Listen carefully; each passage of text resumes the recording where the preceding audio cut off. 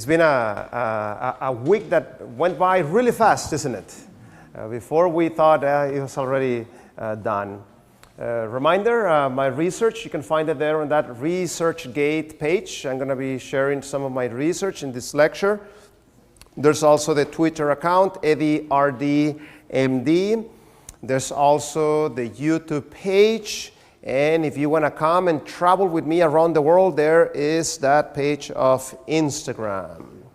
A few things that I've been putting there recently. This one, people that reach to 100 years, they ask them, what is your advice so that I can also reach to 100? Look at their advice. Do what you love. Keep asking questions. Be kind. Stay true to your principles. Learn tolerance. Cherish your friendships. Keep moving. Think positive. Never stop reading. Learn from your elders. Stay determined. Believe in your own potential. Don't neglect your education. Choose the right life partner. Lots of wisdom there, isn't it?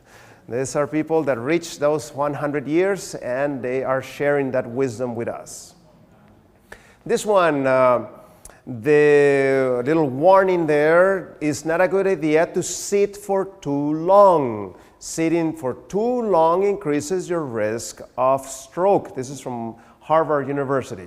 In my book, Pandemic Busters, I have a whole chapter there on the issues of sitting down too long. This one, very interesting study. They're finding out that years before dementia is diagnosed, changes in the sensitivity of the eyes is what may be, showing. The eye is something very special. It's a window to the brain. I cannot peek inside the brain, but I can peek inside the eye, and it gives me an indirect idea of what's happening at the level of the brain. This one, how routinary jobs increase your risk for cognitive decline by 66%. So if your job is very routinary, you don't think much, when you're doing that job. What you need to do outside of the context of your job, you need to find a way to challenge your brain. That's going to be the key. So don't come home, and just sit down and not, do something challenging. Challenge your brain when you go home if your job involves lots of routinary activities. This one, very interesting study.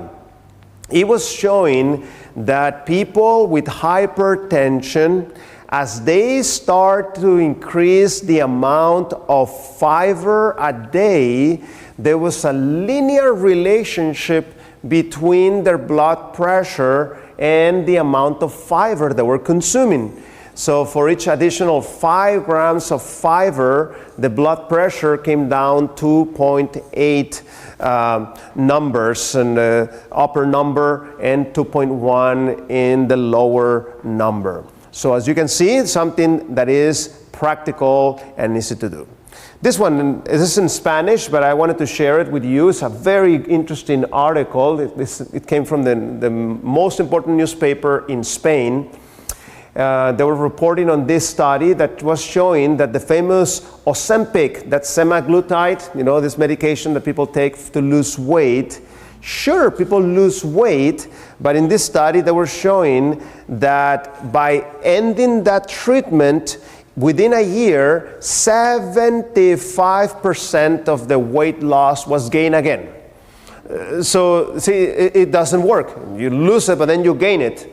While if you switch to a whole food, plant-based diet, you lose the weight and you keep that weight out. So, again, you can find those and many, many more like that in that Twitter account, EddieRDMD. Every day I am putting new studies there to help you, motivate you to do those right lifestyle changes. And especially if you're interested in those microplastics, I just put a series of new studies that literally came this week. You can go and visit the Twitter account and you will see them. Even if you don't have a Twitter account, just visit there, twitter.com/EddieRDMD, and you will see multiple studies there. So activated charcoal. This is something that every household needs to have. Even hospitals have activated charcoal. I remember one time I was doing the emergency department. This was a small little town, so we needed to cover that emergency department, and I was in charge of the emergency department. And that afternoon that I was there, almost everything that came, charcoal was the solution. There were some people that came there with some diarrheas that were not dangerous, so we were able to give them some charcoal. There came another one that got bitten by an insect and it was swollen. They needed a nice poultice there. There was another one that came because of abdominal pain due to gases. That's what they needed. They needed some activated charcoal to remove that bothersome. And it was like that, almost every case. The nurse kind of got bothered that I almost ran out of charcoal, But that's what they needed, They didn't need pills or something else. They needed that activated charcoal. This is my study. This study is a very interesting study. You can find it there on the ResearchGate page. I document a patient that got bitten by this spider. This spider is also called the violin spider, because can you see there in the thorax, there's something like a little violin. Can you see that violin there? Kind of in the very center there of this spider. And this spider is an American spider. It's called the brown recluse. And this spider is actually more poisonous than a rattlesnake. Now, usually the people that get bitten by this creature, they're not gonna die because the amount of poison that a tiny little spider this size can give you doesn't compare to what a rattlesnake can give you. The rattlesnake puts significant amount of poison in your system. That's why people don't die out of this. But there's a subgroup of patients that get bitten by this spider. These people actually experience what is called necrosis. The tissue literally starts to die on some of these patients. And what we were documenting in the study that I show you is that poultices of charcoal were able to absorb that poison from this very poisonous spider, and together with cold baths. For this particular spider, cold baths actually help to deactivate some of that poison. Now I know that you guys have here all kinds of dangerous creatures here in Australia. So what you want to do, when you get bitten, just put quickly an activated charcoal poultice and run to the ER. Then once you get to the ER, they'll decide there, what needs to be done and so forth, Again, because some of your creatures here in Australia are quite poisonous, I wouldn't say, oh, just do that and you'll be fine. I don't think that may be a good idea, okay? So you put that poultice, you run to the ER. Then once you get to the ER, they'll take care of you there. So what is that charcoal that we are talking about? Well, charcoal is made out of burned wood. Usually the best quality charcoal is made out of hard type of material, such as the coconut shell, such as bamboo, or there are certain types of woods that are very hard. Those are the best types of woods to make charcoal. Now, charcoal needs to be thoroughly burned. Everything needs to be burned, 100% burned. But then they discover that if you take that molecule and you put it under high pressure, you can actually make little spheres, microscopic, you don't see those little spheres. And by making spheres, that increases the amount of surface that can absorb things. So you actually increase the ability of the charcoal to absorb. That is the famous activated charcoal. You may have read that in the label. That's what activated charcoal is. It's not only the burned wood, but it was put under high pressure, and that caused those little spheres. You can find it in different types. You have from a powdery form. You need to watch out because this thing stains quite nicely, So beware there of white or light fabrics. They can actually stain. Also, by the way, open wounds. Open wounds, if you put charcoal there, you can literally do a tattoo. So if that was not your goal, watch out. Don't put charcoal there on those open wounds. Also, you can find it in little capsules.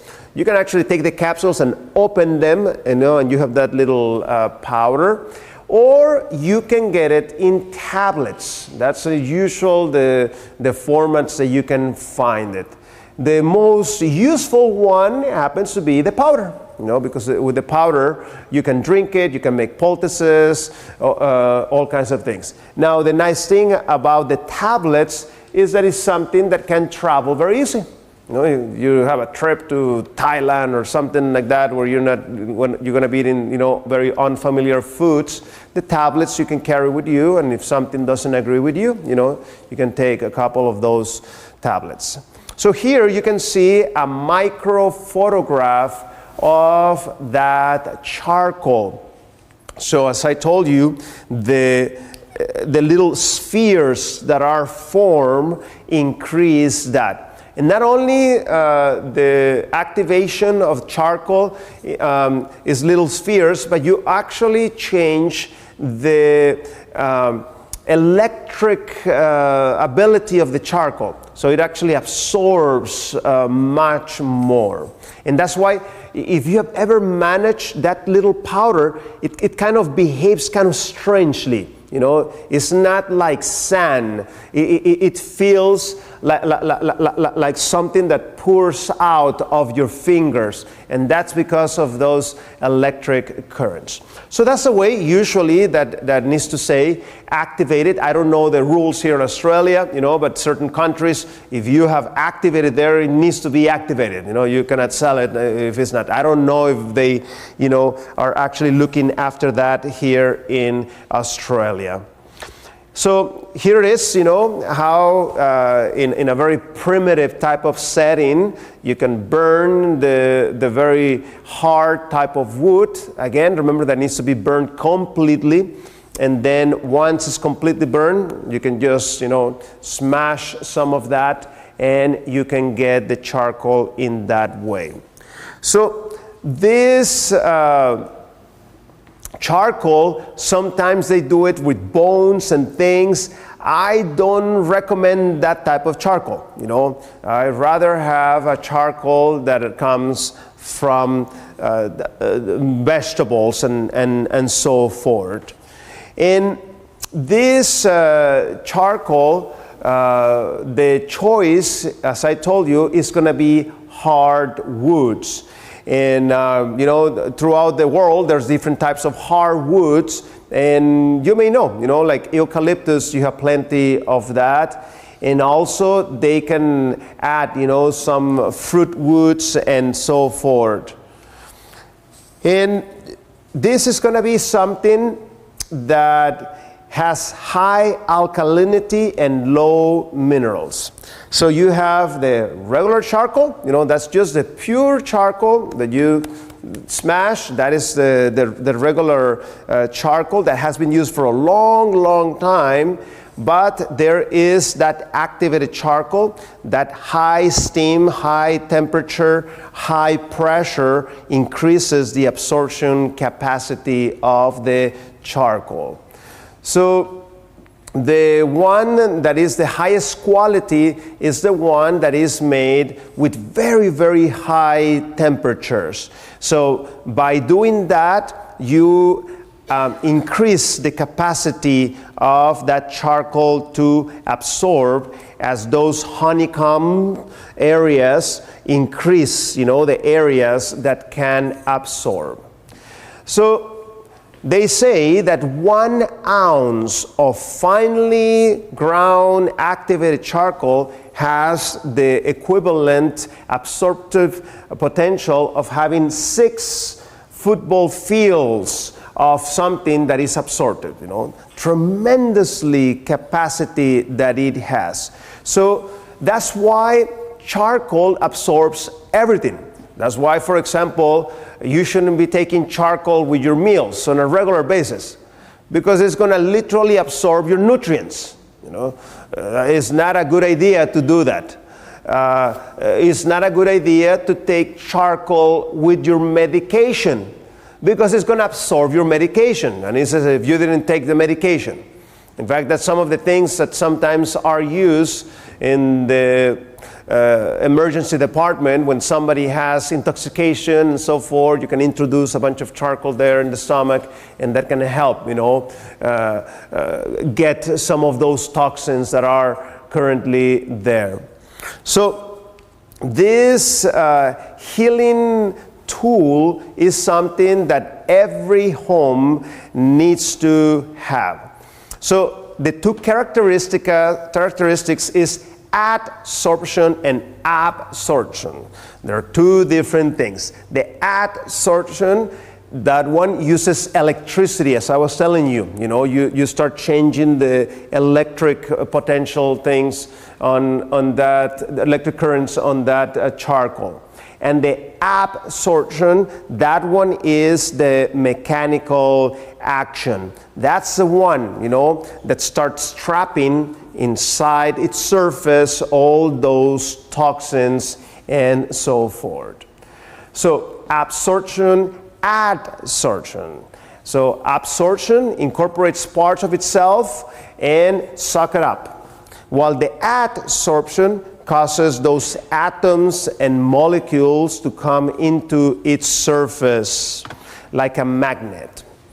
And some of the things, the properties of why charcoal is something useful has to do with that electrostatic,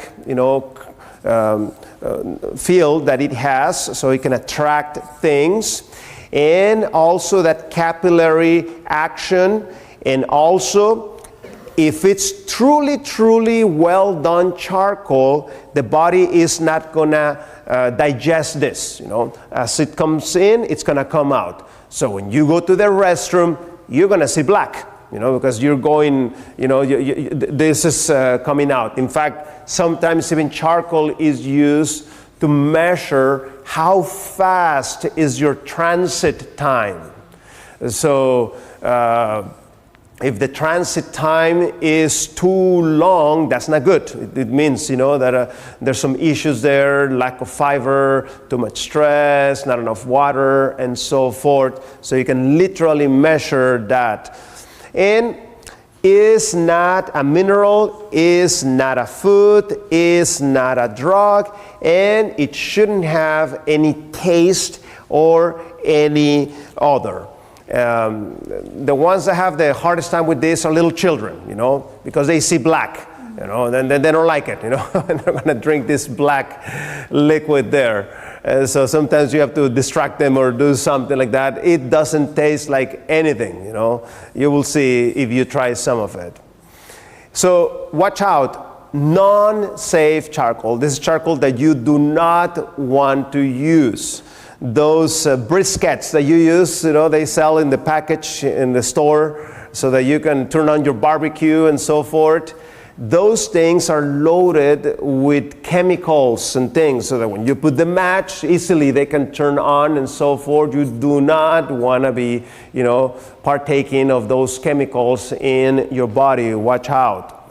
Also, food that has been partially burned and so forth, like a piece of bread. See, if it's not completely burned, it's carcinogenic. That's why it's not a good idea to use it like that. Rather, the one that they already completely burn and so forth through certain protocols, that's a safe one to use. So watch out for that. Don't be eating that burned food. In fact, it's not a good idea to eat burnt food, period. That bread that is all burned and so forth, not very good idea. You're eating there some cancer-causing potential things there. So as I told you, among the side effects is going to be the tattooing effect. If the skin is open and you put charcoal there, beware, you are going to cause a tattoo there.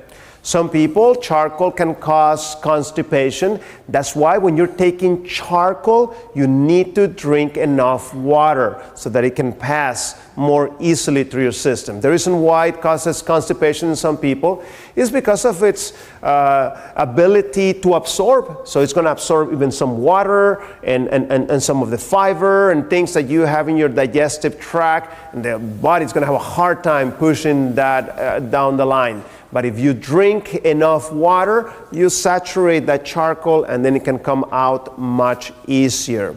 And for some people, it is a little bit irritating at the level of their bowel. Things that are not absorbed by charcoal, things like iron and lithium, things that are non-metals like boron, and also things like strong acids, and strong alkali.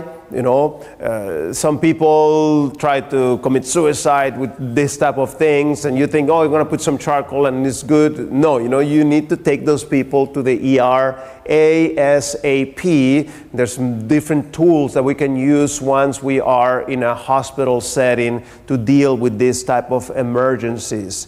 And some of the alcohols also are because of their chemical composition are not very well absorbed.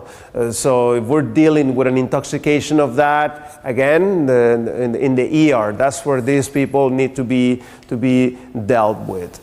So this activated charcoal, as I told you, every household should have some of this activated charcoal. And as I told you, doctors have it.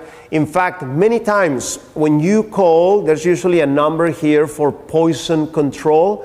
And when you call that number, many times they're going to ask you that question. Do you have some charcoal in your household? After they ask you questions, if it's determined that it's something that could be potentially be absorbed by charcoal. So they may ask you that question. So that's a good idea. And multiple poisons can, be absorbed to a certain degree. Depending if it's too much is not going to be able to be possible. But certain levels. So that's why I told you be careful with taking this with your medication, because it's going to absorb your medication. Prozac, aspirin, cocaine, opioid, this type of things. And this is something that I have used even in my babies. When I have small babies, that's what we used to give to our babies, nausea, vomiting, and so forth. And when to take charcoal, it's only for acute conditions. And usually this is something that if it's a more chronic type of situation, the surgery and this type of things, you need to consult with the health professional that is dealing with this so that they can give you their opinion about it. So Here are the different forms. So you have the powder, which is 4 times more potent as the tablets. And the reason being, I'm assuming this is the activated, because you have little spheres, while when you make the tablets, some of those spheres are going to collapse. That's why the powder form has more possibility of absorbing things. And then the capsules, twice as potent as the tablets. The fact they put that in that capsule, we collapse some of those little spheres, and that's why it lost some of the absorption capacity, but still has some. Then the tablets, and then suspended in water, and then the paste. Usually the equivalency is 1 tablespoon of powder equals 4 capsules equals 8 tablets. So things that you can use it, and again, you need to use common sense with this. You know, if the person is really, really ill, you take him to the ER. You know, that's what you need to be doing. This is for more things that are manageable at home and so forth. So diarrhea, this works wonderful for diarrhea. Why is the body having diarrhea? It's trying to get stuff out of the system. So by putting the charcoal as the process, the body's trying to get rid of that, the charcoal is going to capture some of those things that the body is trying to get rid of. Plus, we mentioned charcoal causes some level of constipation, so you actually can stop that process from happening. Nausea, vomiting, you know, you ate something, as I mentioned, you go to Thailand and you ate something and you see that it didn't agree with you, and then you start feeling the gases and so forth. Man, you take that charcoal, you know, fantastic, because it's going to absorb all those gases and potentially some of the things that cause the problem. Certain anemias, especially in the mild type, and intestinal gas, bad breath also, in wounds, but you need to be careful. As I mentioned to you, you can tattoo those wounds and so forth. Even for the animals is used. You can ask the veterinarians, they use that all the time, you know, infections and so forth, digestive problems, they're going to be using this charcoal. So first thing, one that we can learn very easily is the charcoal poultice. Now, if you just put water and you put charcoal, it's all over the place, you know. You try to put it there, it's gonna just pour out, you know, it's not gonna stay there. So we need to put some sort of binding agent so we can keep that mixture that we did with the charcoal in one place. There's many ways of doing that. Here's one of them. You know, you add that 2 tablespoons of charcoal and 2 tablespoons of grind flaxseed. Then you put enough water so that it has a consistency like peanut butter. That's about the consistency that you want. Then in that way, you can go ahead and apply it. That's what it was being used in the study there of the spider, the one I mentioned to you at the beginning. That's what we were using, this type. So you can add a little bit of water and so forth, depending. Ground flaxseed. If you don't have ground flaxseed, another thing you could use is ground oats. That also works very good. You know, especially oats, you know, when you add a little water, has this binding type of characteristic. That's exactly what you want there. And you can see that flaxseed comes in 2 colors. Both of them work good.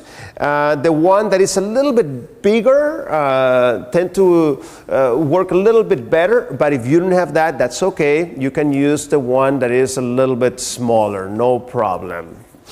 Pulverized charcoal mixed with flaxseed was placed upon swelling, and this poultice gave relief. How fast? At once.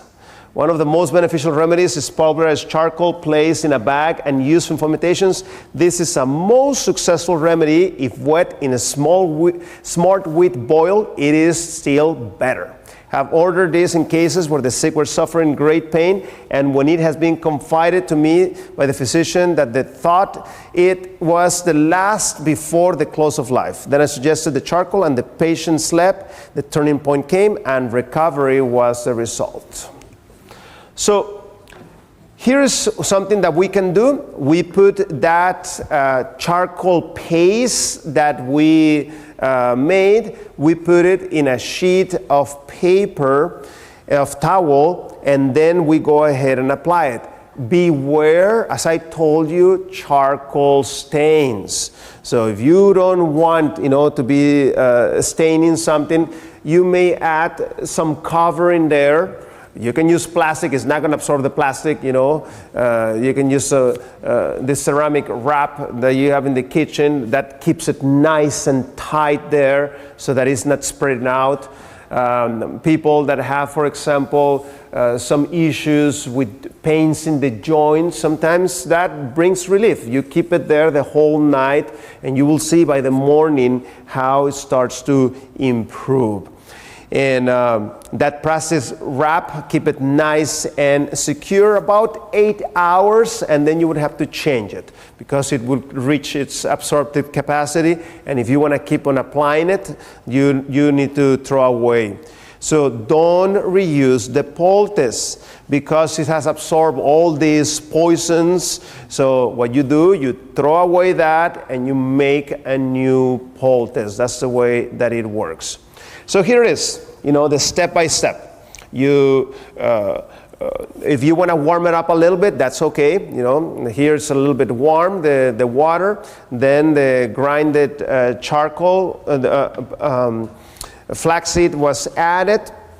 We make the mixture as we want it. We put it over the towel. Then we apply it there. And in this case, you can see there, number 5, they're putting the plastic wrap there. And then you cover it. And you can go to work with this, or go to sleep and so forth. And in that way, you will see how it will start to get better. Also, charcoal and gout. This is also an excellent thing to do. If you actually want to increase the capacity of this, you do a charcoal bath. So what you do, you put that half a cup of charcoal powder in water until a paste is made, and then you cover that food there with that paste. And if you add cherry powder, it works even better. Cherry powder has the capacity of breaking down that uric acid that is causing this. So you can put it in the poultice and drink some. So you do both at the same time. So how do you do for the flax seeds? You put it on a blender or in those little mills that mill the coffee. They're excellent, those coffee grinders to grind your flax seed.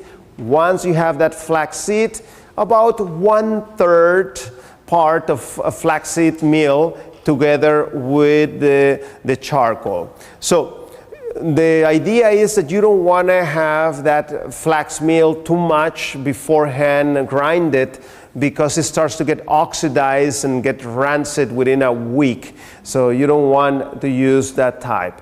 And instead of flaxseed, among other things you can use is slippery elm. This is the bark of a tree. And that one doesn't become rancid, so you can actually have some of that, already grinded. So whenever you need it, you just take it and quickly make your poultice. In America, we have this Richard Schultz intestinal formula, which is basically a bunch of fibers from different plants. That's something that you can buy at some botanical store. Also, psyllium seeds that can also work very well.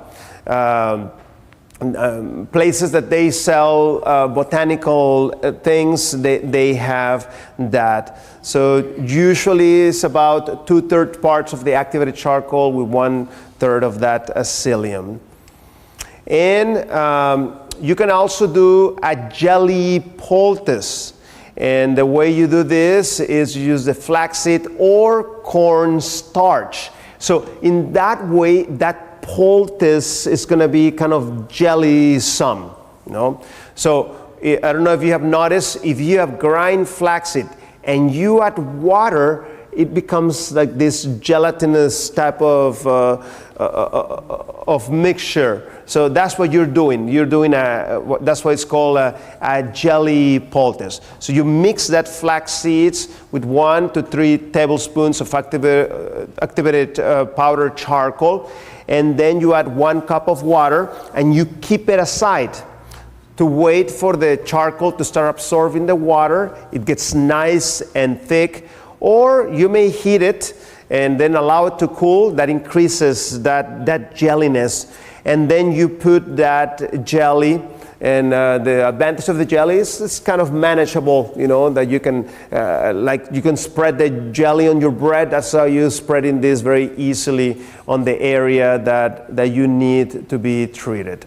So, for example, if there's lots of gases or things, you can do a poultice over the whole abdomen, you know. In that way, it starts absorbing and so forth. Or if you're like way in the bush, you know, and very far from where there's a medical care, you start putting that, and then you go to the hospital. You know, sometimes maybe an hour or something till you get to the hospital.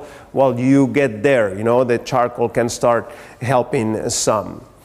And then the plain poultice, is as we describe it, is just the fiber, such as flaxseed or grind oats, together with the charcoal until you have that. And the other one I wanted to show you is for infections, poisons and infections and so forth.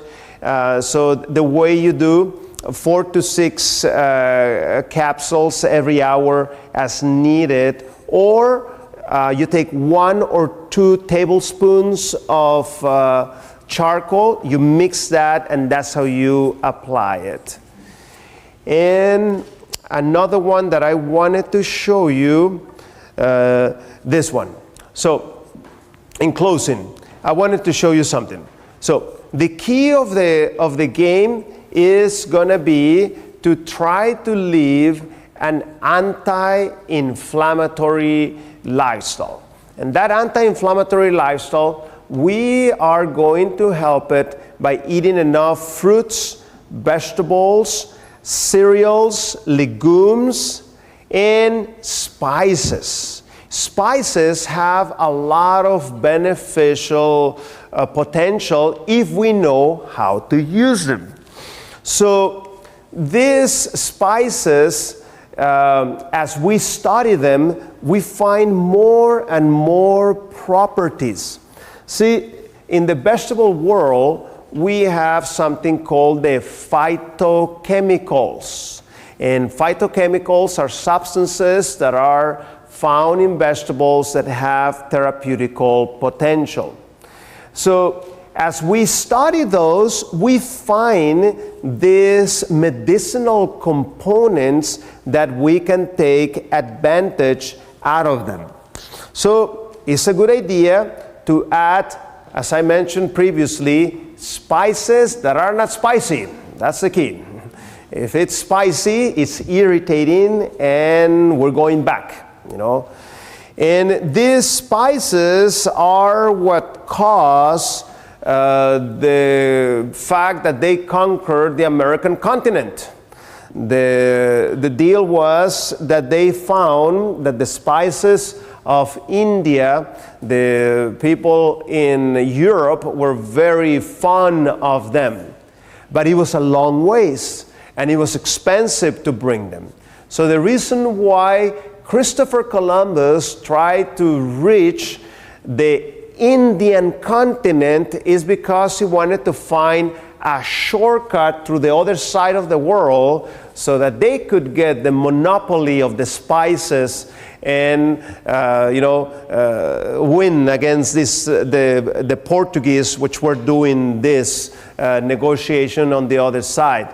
And that's why when he reached the Americas, he called the people that were there Indians, which were not technically Indians. They were not from India, now the term Indian kind of remained there still, but it was misapplied because he thought he had reached India, and he had not. Still was a long ways there.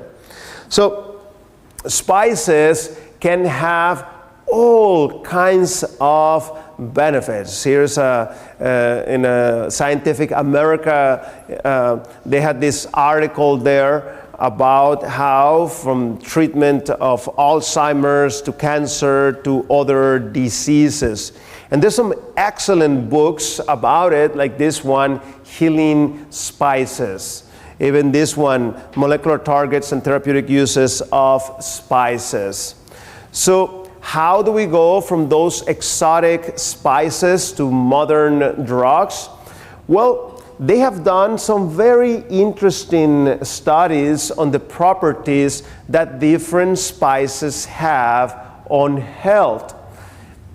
And the herbs and spices today, they're even being used in the prevention and treatment of cancer. As people are going through the treatment of cancer, they're aided sometimes by some of these spices. One of the leaders on this is a cancer treating center, one of the best ones in America. It's called MD Anderson in Houston, Texas. And when you go there to treat your cancer, this is a normal hospital. They're not going to only give you the usual treatment, but they're actually going to add some of these spices. And the reason being is because they have antioxidant capacity. So these spices are very beneficial, from basil, chili, cilantro, dill, garlic, ginger, lemongrass, oregano, parsley. They have all kinds of characteristics. So, for example, turmeric, it has the active ingredient curcumin. Or capsicum has capsaicin, or fennel, anethol, and so forth. So they've been able to identify the different ingredients and components that have the therapeutic effect. All these ones that you're seeing on screen, they inhibit something called the NF-kappa beta. It sounds complicated, but it's very simple. NF-kappa beta is the main switch of chronic inflammation in your body. So when somebody has chronic inflammation, they have that NF-kappa B active, and by targeting that, you can actually shut down the systemic inflammation in the body. Let me give you some examples. Red chili. As I told you, it has that capsaicin, that's the active part that is found in the red chili. It's a potent NF-kappa B effector, shutting down inflammation in the body. So it's interesting, people that have that inflammation, they give them a little bit of that red chili and the inflammation goes down. Now, studies in India show, and Mexico show, that this is what we call a U curve. If you don't use it, you don't get the benefit. But if you take too much, it's irritating, and it actually has the opposite effect. So you want to have there just the right amount. Another interesting characteristic of cultures that tend to use more hot type of spices is that they are cultures in which usually the weather is very hot. You start analyzing in your head, you're gonna realize that. And the reason being is that spices have an antibacterial effect. So those people that are in that high heat type of situation, if they cook food, very easy for that food to get spoiled. Very easy for bacteria to grow very fast. So when the spices are added, that tends to neutralize the growth of those bacteria. So look, this very interesting study that was published in the Journal of the National Cancer Institute. They found out that when cancer cells are exposed to that capsaicin, it actually causes those cancer cells to start committing suicide. We call that apoptosis, which is fantastic. That's why I'm telling you, in this MD Anderson Cancer Center, the patient is there and they're giving them, some of these spices together with the therapy that they are giving them. Here's another one.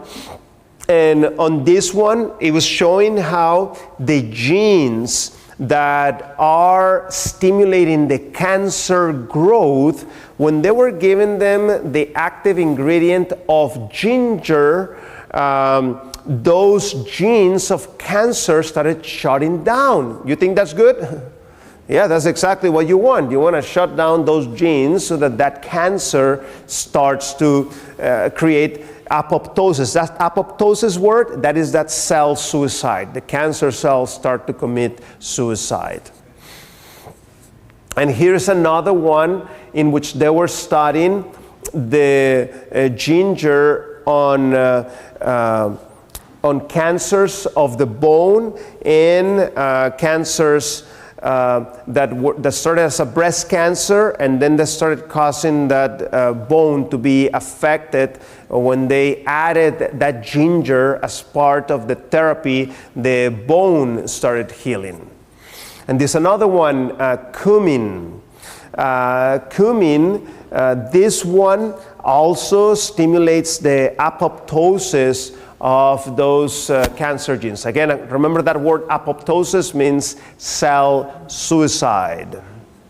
And fenugreek, Now you guys are very blessed here. You have all these Indian communities that moved to Australia. So all these spices you have here. This is like, oh, how are we going to find the spice here?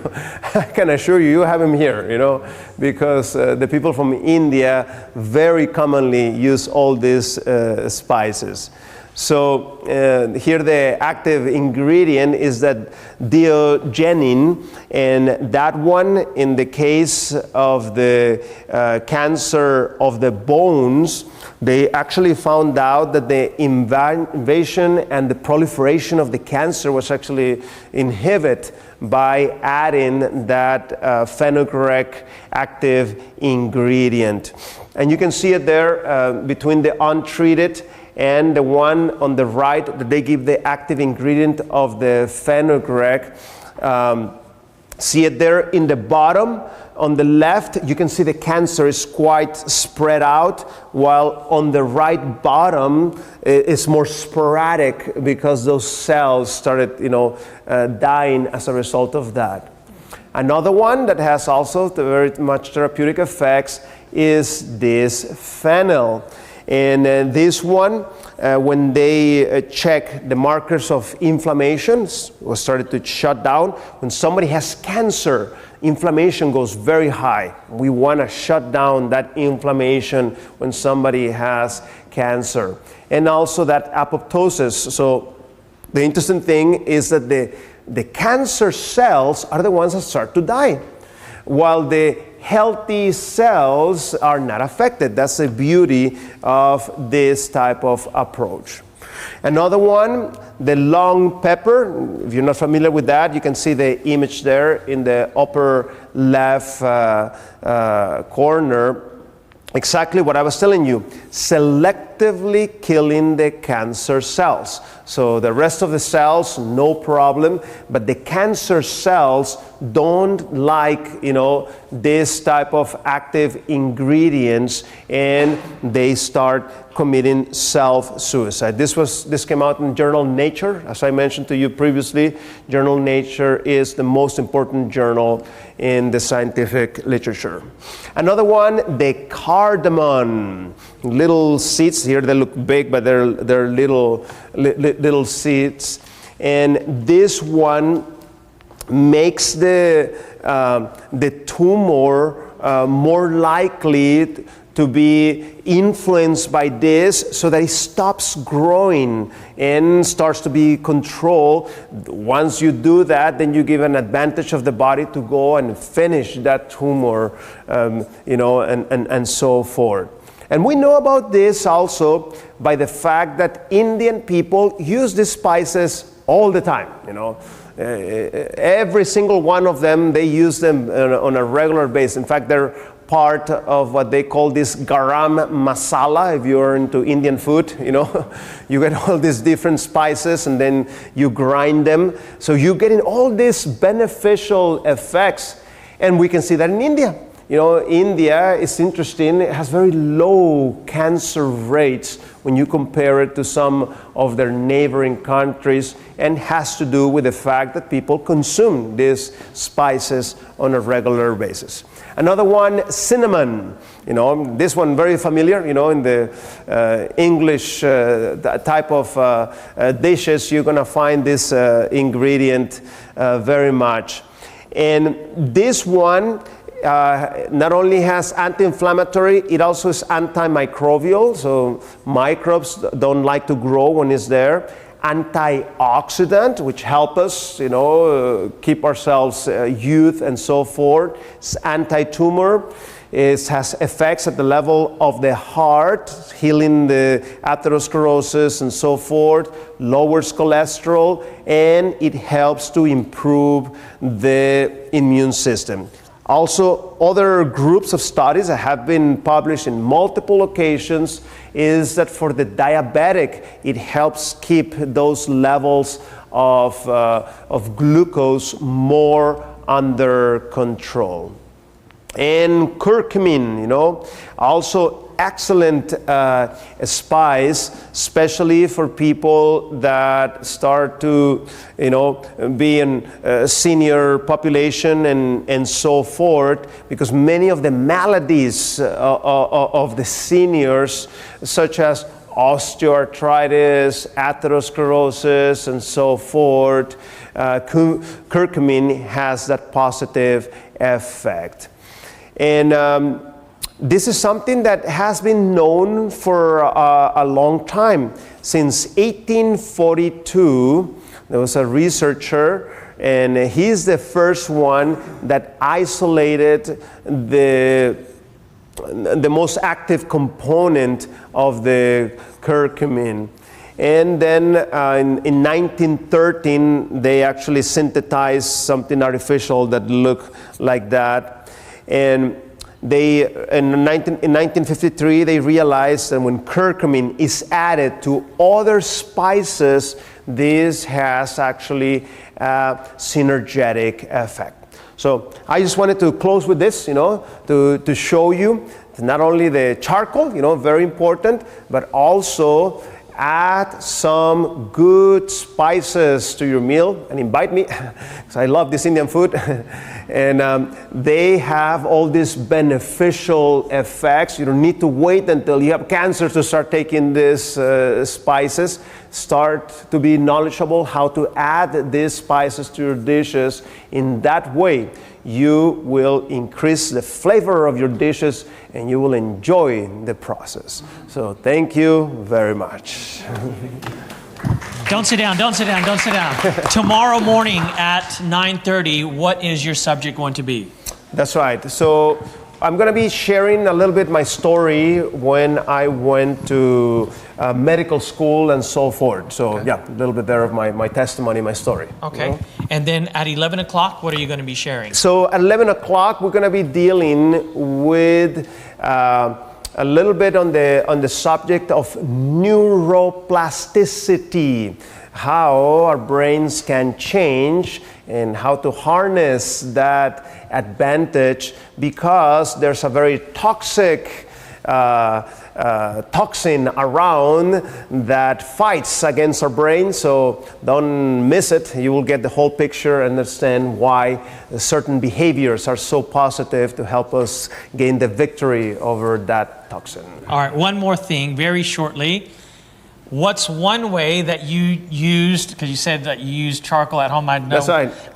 when my little girl was, she's no longer little, but when she was a baby and she had gas and things like that, you have pictures of her just having black. That's right. What's one way that you used it in your home as maybe when your kids were growing up, or just some story where you saw its effectiveness? Yeah, I mean, our first daughter, she was having very prone to colics and this type of things, you know.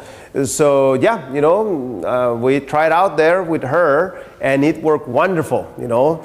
I even took pictures. Charcoal is coming out from her mouth and everything, but I have those same pictures of charcoal coming out of my child's mouth. But she got better very soon, you know. It was not the chronic type, you know, it's all the time habit, but once in a while, you know, she would have that, and that charcoal did the job really well. So yeah, I can testify you know, that this stuff works very well.